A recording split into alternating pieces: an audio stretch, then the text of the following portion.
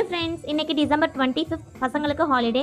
எங்க யூனிட்ல செலிப்ரேட் பண்ற கிறிஸ்துமஸ் ஃபங்க்ஷனுக்கு இன்வைட் பண்ணியிருந்தாங்க. பொதுவா இங்க சர்வ சமய ஸ்தல்னு ஒரு காம்ப்ளெக்ஸ் மாதிரி கட்டி எல்லா மத வழிபாட்டு தலங்களும் அமைச்சிருப்பாங்க. நம்ம நாடு ஒரு மதசார்பற்ற நாடு.